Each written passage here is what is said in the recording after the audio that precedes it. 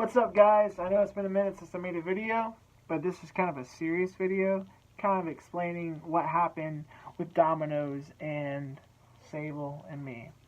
Basically, Sable was harassed by her manager. We've been in contact with the Equal Opportunity Workforce to try to file the claim, and I want you guys to see why I was fired, so check this out. The officer said that it was pretty cut and dry. As you can see, my car was rear-ended. I was working a really hard shift, and it was the day that Alabama football played. I live in Alabama, so it was very important. I was working a 10-hour shift. I was exhausted, and then this happened. I ended up having a panic attack. See, Alabama's a right-to-work state. They don't have to have a reason to fire you whatsoever. They heard that I was getting attorneys involved, and they let me go because they didn't want to be held liable. They thought that I was going to file for workman's comp, which I was not. And pretty much, long story short, that's the entire reason why I was terminated from Domino's.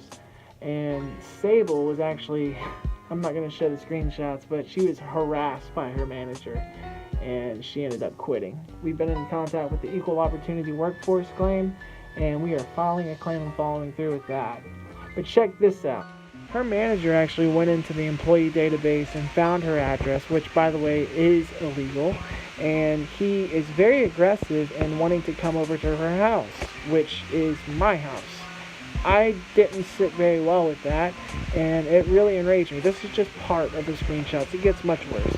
After repeated attempts to come over and bring her something because she didn't feel well, Sable finally called him and told him, "You're making me feel uncomfortable." Would that make you feel uncomfortable? It would make me feel uncomfortable if a manager was doing that. Sure as hell made me uncomfortable. Sure as hell made Sable uncomfortable. That is not professional. That is not how a manager is supposed to treat an employee. Oh, by the way, this manager is dating an employee. How old is India. India. How old is she? 20. This guy is almost 30. And this isn't even delving into the fact that Linda, a driver, is related to one of the managers. Now, after I had my wreck, she picked up the pizza that I was going to deliver and took it to the house. They gave her $100 to give to me because they felt bad. I was so grateful. But guess what? I didn't never receive that $100. Linda said, "I never got it." After speaking with the customers, it's clear that they gave her that $100, and Brittany, the manager, covered for her.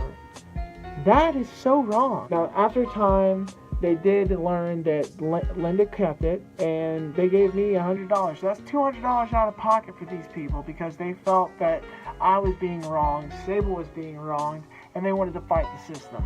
But every time you fight the system, you always lose. What's that, Sable? Don't forget to tell the viewers that they told the customers that they weren't able to shop or buy anything. Oh, yeah. The customer said, "Let me come down there and talk to Linda because I want to, get this straightened out." The managers told me to tell them, "You're not allowed." And I said, "No, they're going to get pizza as well." "They're not allowed, Andrew. Don't let them come down here." I don't have any control over that. If they're customers, if they want a pizza, then damn right you're going to have to make them a pizza. That's company policy. We have no right to refuse service to anybody. So the fact that they told me to tell those customers that, illegal. Anyway, in conclusion, I just wanted my audience to know why I was fired from Domino's and why Sable quit. Because Domino's, I loved working for them until I really saw their true colors. They are a corporation and all they care about is money, which is fine. But the way that you make the most money is by treating your employees with respect, honesty, dignity, integrity, and a goddamn fair wage. I was making $7.25 an hour, and then when I was on the road, I was making $5 an hour.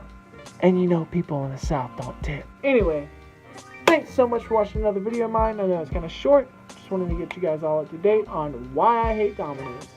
Alright? Bye, I guess.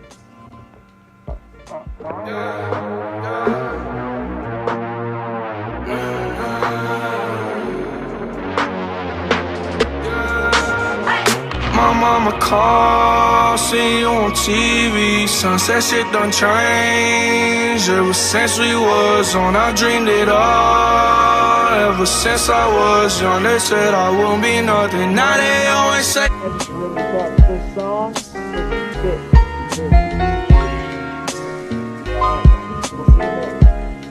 Congratulations. Worked so hard, forgot how to vacation. They ain't never had the dedication. People hating, say we changing, look, we made it. Yeah, we made it. Quick side note, I learned that Post Malone's father was a DJ back in the day, and he was actually the concessionist for the Dallas Cowboys for many years. So the fact that he blew up the way that he did, he moved out to LA, and he says follow your dreams, but this guy is basically a trust fund baby. I love Austin, I don't care, but I just wanted to point that out, that he had so many things fall into place because of the money that he already had. Anyway, alright guys, I'll see you in the next one. Peace!